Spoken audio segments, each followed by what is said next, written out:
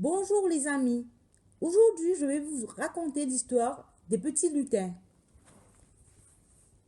De père en fils. Dans le village des lutins, il n'y avait ni médecin ni hôpital. Lorsque quelqu'un est blessé ou ne se sent pas bien, on fait appel à papa lui. Pourquoi lui? Depuis des générations, sa famille s'occupe de la santé des lutins. Quand lui était petit, son père lui a appris une chose qu'il tenait lui-même de ses ancêtres, la confection d'une boîte guérisseuse. Maintenant, c'est au tour de Loïc de connaître son procédé de fabrication. Toi aussi, mon fils, quand tu seras grand, tu expliqueras à tes enfants ce que je vais t'apprendre. Le secret de la boîte guérisseuse doit se transmettre afin que tout lutin malade puisse à tout moment être remis sur pied.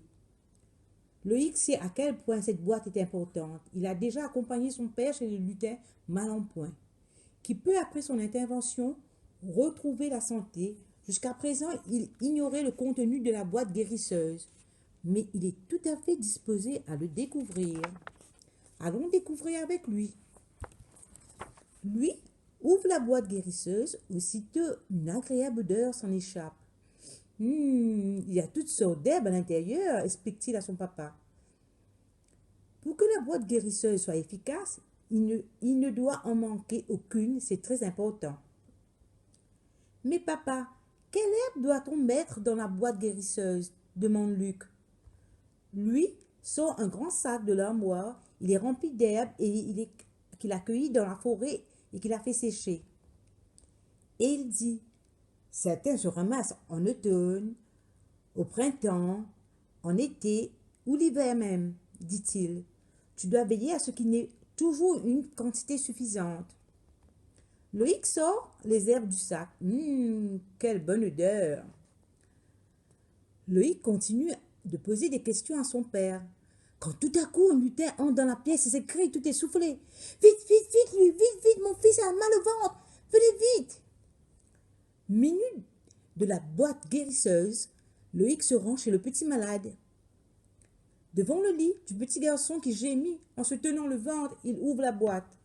Après avoir respiré le contenu, le lutin ferme les yeux et s'endort, tout à fait calmé.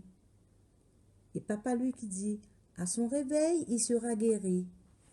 Loïc trouve ça extraordinaire. De retour à la maison, papa lui continue à donner des explications à son fils. Pour montrer qu'il a bien retenu la leçon, celui-ci désigne chaque herbe par son nom. Ça, c'est du romarin. Ça, c'est de la vanille. Il ne s'est pas trompé une seule fois. Bravo Loïc. Mais d'où vient l'histoire de la boîte guérisseuse, papa? Autrefois, les lutins ne tombaient jamais malades. Mais ils n'étaient pas toujours gentils. Ils taquinaient les animaux et leur faisaient parfois du mal. Et un jour, ils reçurent une lettre qui disait ceci. Pour vous punir d'avoir été méchants, vous tomberez malades, comme les êtres humains. Et pour la première fois, les lutins se sont trouvés affaiblis à cause des maladies dont ils avaient jusque-là ignoré l'existence. Après de nombreuses recherches, ils ont trouvé comment confectionner cette boîte guérisseuse. Depuis ce jour, ils ont cessé de taquiner les animaux et sont devenus leurs amis. L'histoire, c'est qu'il faut toujours être sage envers les autres. Il faut toujours aider les autres. Et je vous souhaite des beaux rêves, mes enfants. À demain pour une autre histoire des lutins.